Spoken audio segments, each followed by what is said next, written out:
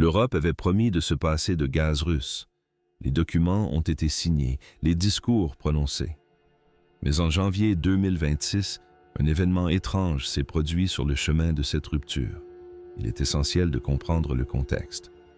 Le 26 janvier, l'Union européenne a officiellement approuvé l'interdiction totale du gaz russe. Un moment historique. Ils ont fixé les échéances.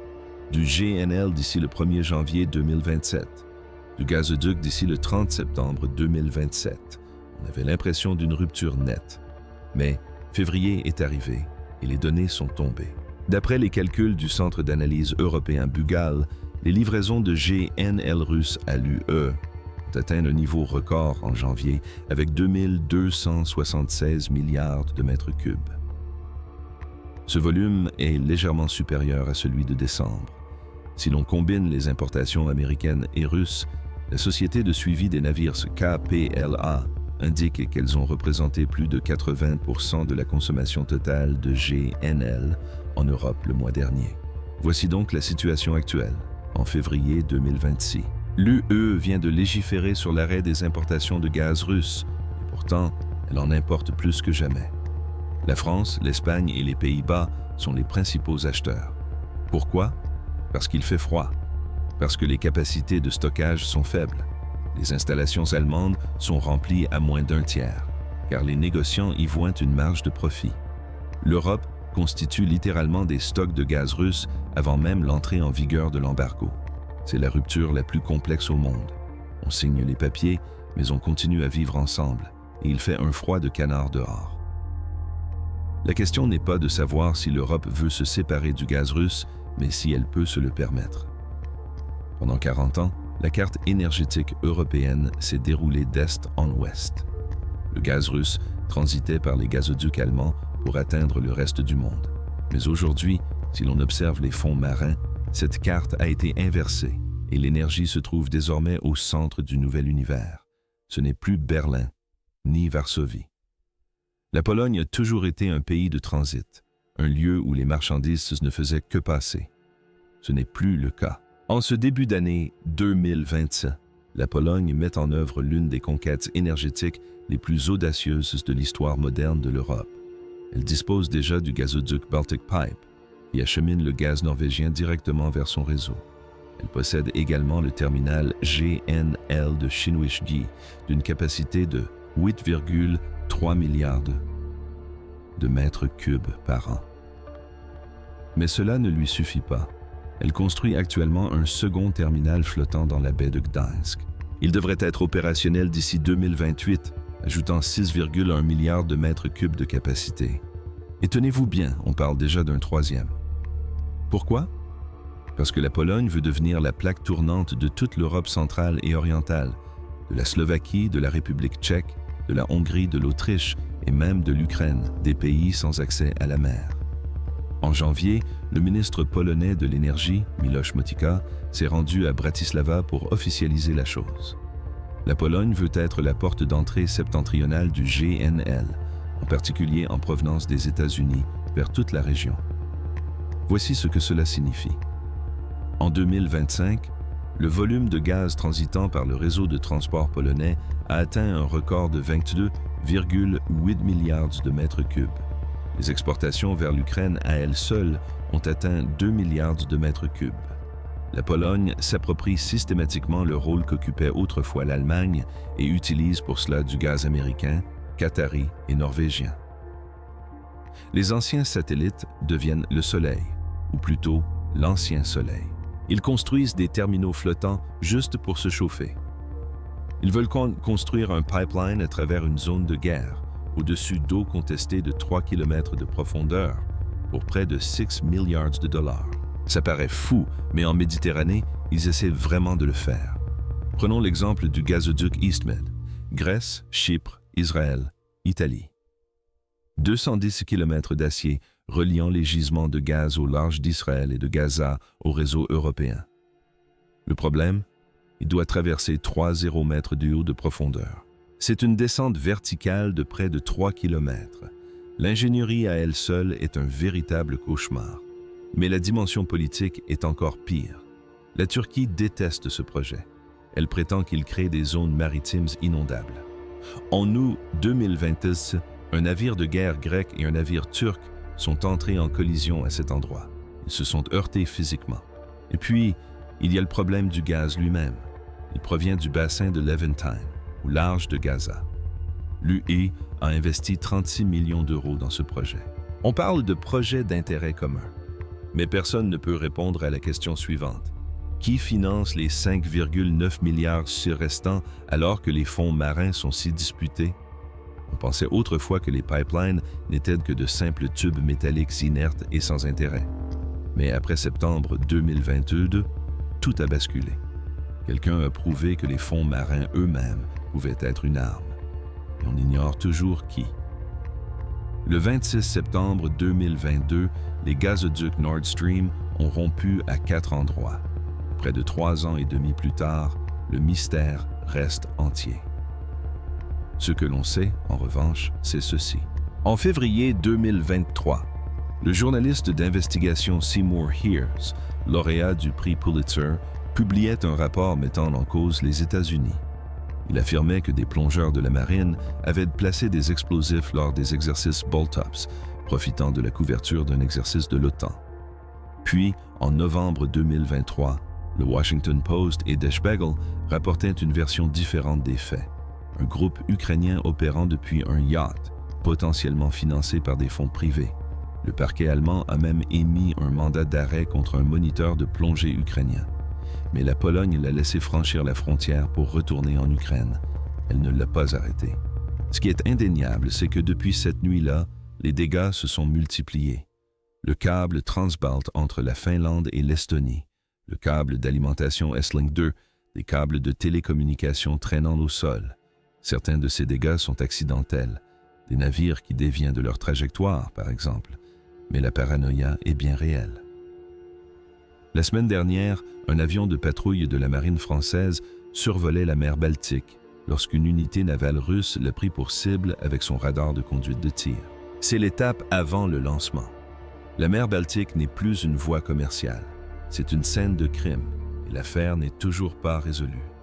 Voilà un mot qu'on n'entend jamais dans les prestigieux sommets énergétiques de Bruxelles. C'est un mot barbant. C'est l'économie. Mais pendant que les politiciens parlent de liberté et de sécurité, la réalité est tout autre en Allemagne et en Belgique. Des usines ferment leurs portes. Parlons du véritable coût de l'indépendance énergétique. À l'heure actuelle, en février 2026, les industries européennes paient des prix de l'électricité compris entre 80 et 100 euros par mégawattheure. Ils réclament le retour au niveau de 44 euros comme avant la crise. Cet écart leur est fatal. Plus de 300 organisations professionnelles viennent de signer une lettre implorant l'UE de baisser les coûts. Le premier ministre belge, Bart De Wever, a parlé de crise existentielle. Il a déclaré, et je cite, « Nous sommes en train de perdre nos industries pétrochimiques, sidérurgiques et métallurgiques, qui sont les fondements de toute prospérité. » Selon les données industrielles, depuis 2023, plus de 20 grandes usines chimiques ont fermé leurs portes en Europe, entraînant la suppression de 30 emplois. Le géant chimique allemand BASF vient de finaliser un investissement de 8,7 milliards d'euros en Chine en décembre dernier. Il s'agit de son plus gros investissement à ce jour. Pas en Allemagne, mais en Chine. Voici la dure réalité que les brochures ne vous disent pas. Le GNL américain coûte de 60 à 90% plus cher que le gazoduc russe que l'Europe achetait auparavant. Alors, bourse. L'Europe s'est affranchie, mais la liberté a un prix. Et aujourd'hui, cette facture se paie par des usines fermées et des emplois délocalisés à Shanghai. La Grèce aspire à devenir la nouvelle porte d'entrée de l'Europe. Elle possède le soleil, les ports, une situation stratégique. Elle a construit une autoroute traversant les Balkans. Il y a juste un problème. Elle est construite, mais personne ne l'emprunte. Le corridor gazier vertical est exactement ce que son nom indique. Le gaz arrive en Grèce par 2 terminaux. Rivethouser, qui fonctionne depuis des années, et Alexandroupolis, le tout nouveau terminal flottant qui vient d'être mis en service. De là, il se dirige vers le nord en passant par la Bulgarie, la Roumanie, Moldova, jusqu'en Ukraine. L'UE adore ce projet. Les États-Unis adorent ce projet. En janvier, l'ambassadeur américain en Grèce a indiqué sur les réseaux sociaux que l'Amérique était prête à fournir du gaz via ce corridor. Ça paraît idéal, sauf que le marché a tranché en conséquence. Les enchères de capacité de février 2026 ont été un désastre. Sur la capacité totale proposée, les négociants n'ont pratiquement rien réservé. Une seule offre pour 48 MWh via Revitus. C'est dérisoire. Les autres itinéraires n'ont suscité aucun intérêt. Pourquoi? Parce qu'il est moins cher d'acheminer le gaz via la Pologne, les frais de transit en Roumanie étant trop élevés. L'Ukraine a importé environ 3 milliards de mètres cubes de gaz cette saison de chauffage. Seulement 4,7% sont passés par cet itinéraire méridional. Les Américains jubilent, les Grecs en font la promotion, mais les négociants, eux, choisissent la solution la moins coûteuse. C'est absurde. Si vous voulez acheminer du gaz du fond de l'océan jusqu'à votre cuisinière à Milan, vous avez deux options. Passer 10 ans à construire un gazoduc traversant 3 pays différents ou faire comme Annie. L'Italie a découvert un immense gisement de gaz au large de Chypre en 2022.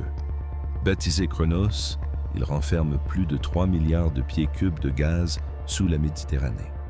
Normalement, cela impliquerait la construction d'un gazoduc jusqu'à Chypre, d'une usine de liquéfaction sur la côte et une attente de 10 ans. Mais l'Italie a trouvé une solution plus simple. L'Égypte, située à seulement 80 km de ce gisement, possède déjà des usines de liquéfaction et exporte du gaz depuis des années. Voici donc le plan qu'elle est en train de finaliser. En février 2026, un court gazoduc sera installé entre Chronos et l'infrastructure existante de Zohrfield en Égypte. Le gaz acheminé par les canalisations égyptiennes sera traité à l'usine de Damiette, sur la côte, et transformé en GNL. Il sera ensuite chargé sur des méthaniers et transporté par voie maritime vers l'Italie. Le directeur des opérations Denis a déclaré que la décision d'investissement était en phase finale et pourrait être prise très prochainement. Si le projet est approuvé ce trimestre, le gaz pourrait arriver sur les marchés européens fin 2027 ou début 2028. C'est génial. Cela évite le conflit turco-grec. Cela évite la construction d'une usine à 1 milliard de dollars sur une île sans expérience d'exportation. Mais cela crée une nouvelle dépendance. L'Égypte devient le gardien régional du gaz. Si le Caire décide d'utiliser ce gaz pour son propre marché intérieur en raison de la saturation de son réseau électrique,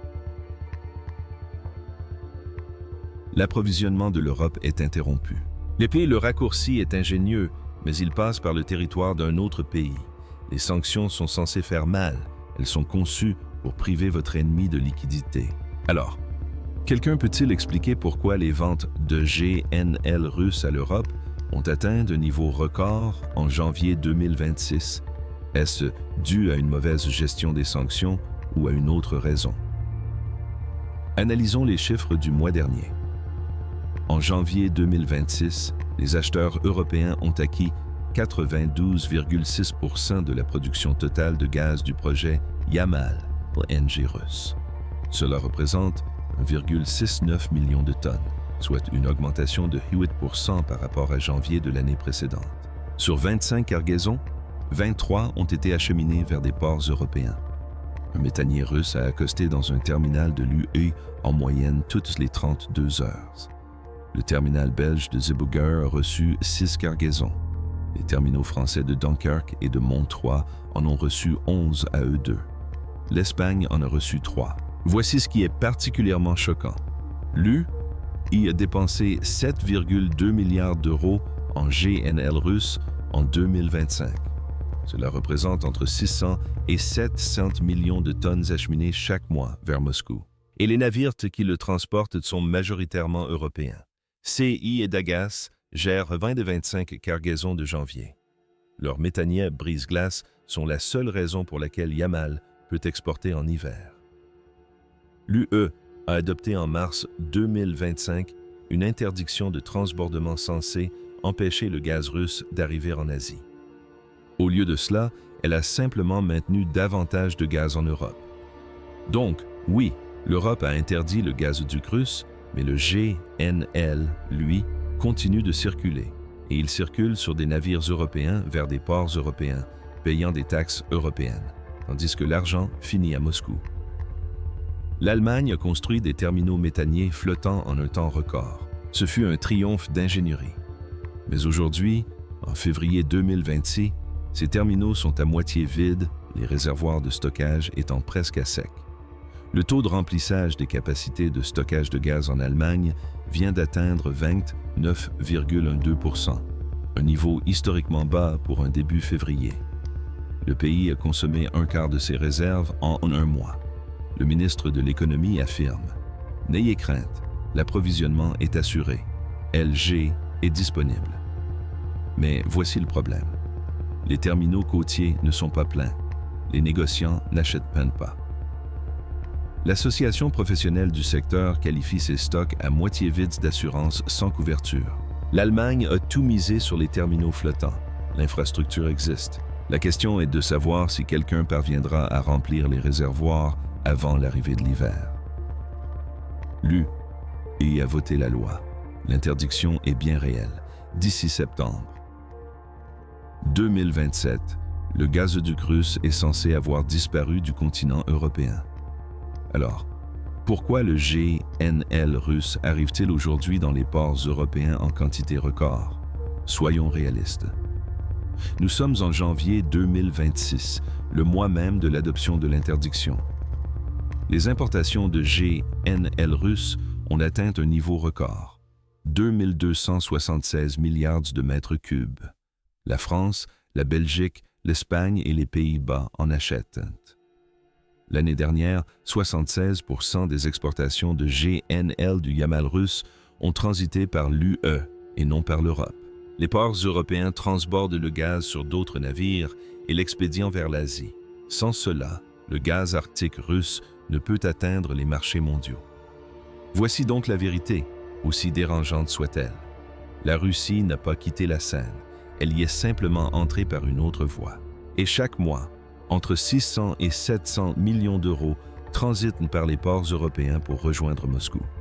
L'embargo entrera en vigueur en janvier 2027. C'est dans 10 mois. Mais en février 2026, la relation n'est pas terminée. Elle a simplement évolué. La Russie a perdu le monopole des gazoducs, mais elle a conservé son approvisionnement vital en GNL. Et l'Europe a maintenu l'approvisionnement en électricité. La question à laquelle aucun des deux camps ne veut répondre est la suivante. En janvier, qui cédera?